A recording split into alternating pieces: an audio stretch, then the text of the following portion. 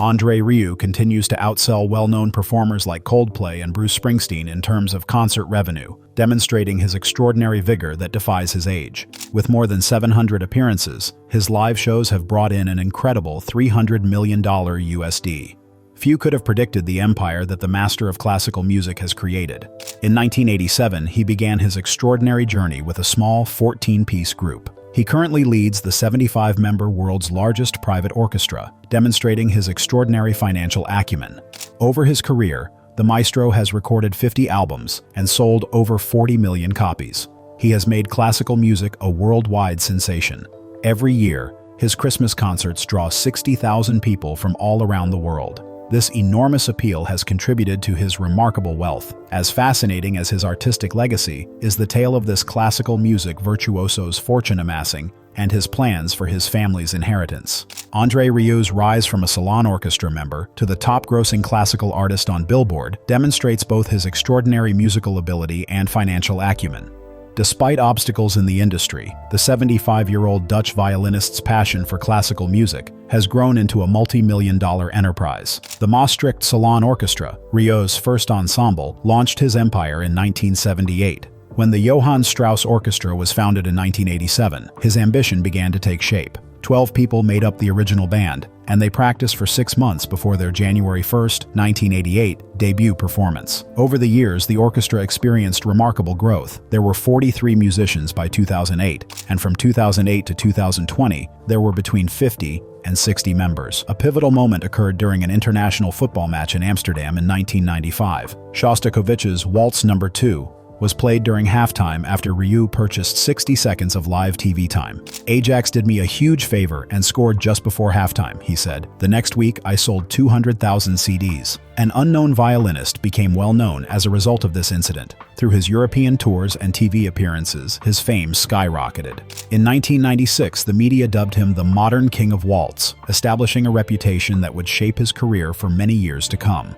Rieu's remarkable commercial success sets him apart from other conventional classical musicians. For nearly 2 decades, his orchestra has been listed among artists like Bruce Springsteen and Justin Bieber on Billboard's list of the top 25 tours. With $550 million in total revenue by 2018, he has established himself as the highest-grossing classical musician in Billboard's box score history. "I need $1 million a month only to pay everybody, and without touring, so you can imagine when we tour, it's even much more," Rieu said.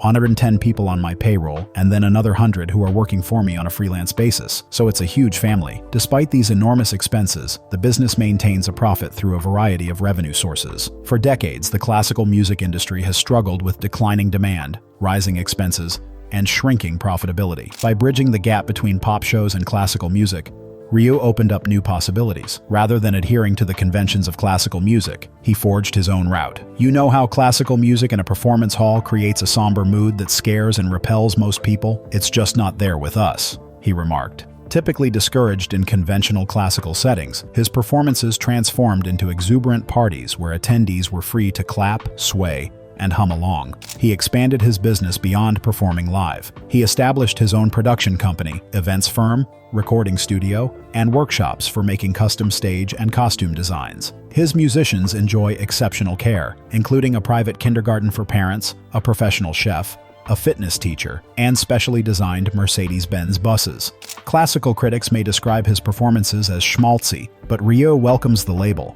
"I'm trying to create a Jessim Cork where music, dance, and costumes all add up to a magical evening." This idea has been tremendously successful. Rieu's company operates independently, in contrast to conventional orchestras that depend on institutional backing, donations, or government funding. The biggest part is the tickets, but the DVD is very, very important. He overcame significant obstacles thanks to his financial independence, including coming dangerously close to bankruptcy in 2008 due to a costly stage set of a castle replica.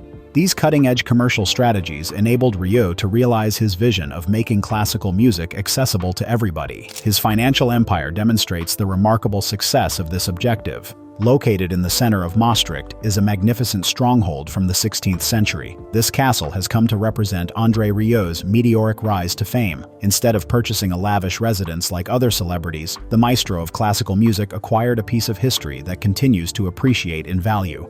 House de Tour, House of the Small Turrets, the castle, was not initially included in Rieu's investment plans. Our accountant called to let us know that the front side was up for sale while we were on vacation in the south of France. Regarding their surprise purchase, Marguerite Rieu recalls, "We weren't really looking for it, but then again, the chance doesn't come along very often." André had a connection to the property from his early years. The castle was dark, damp, and gloomy when he was a child, and he loathed his teacher.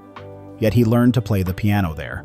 His love of Tintin comics sparked his early obsession with castles. Despite those early unfavorable opinions, I read Tintin as a child, and in one of the books, he and Professor Calculus purchased a castle and sold an invention. "I wanted to live there," I remember thinking, Rieu said. On September 11, 1999, André purchased the castle for $1,458,459, about $1.9 million, fulfilling a childhood goal. At the time, the ancient building was divided into several parts. That was a strange situation.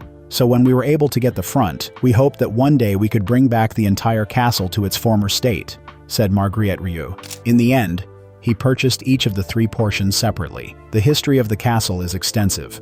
The majority of the building was constructed in 1526, although the oldest portion, the kitchen, was constructed in 1452.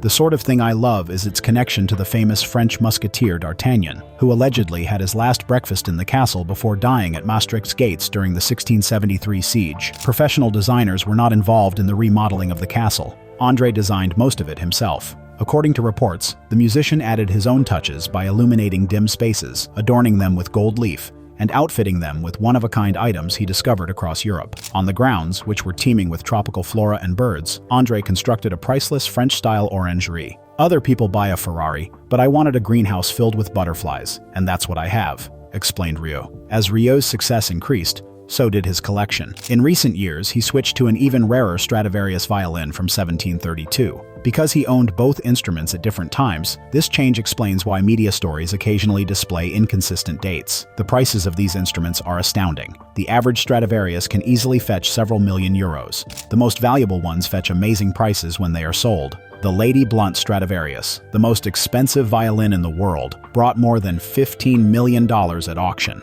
Expert craftsmanship is just one aspect of the value. Rieu contextualizes it in terms of history. When I perform a little math, I see that upon Columbus's discovery of the New World, the trees needed to make the wood for the Stradivarius instruments had to be planted in the ground. Its legacy captivates today's musicians and collectors. With much passion, Rieu discusses his violin and frequently makes original analogies. A violin and a woman are very similar.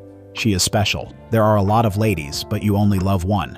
It's the same with a violin. His emotional connection demonstrates that these tools are more than just a financial gain for him. It is extremely difficult to move instruments worth millions of dollars between continents. The financial impact is severe. Special insurance coverage is required for these priceless instruments.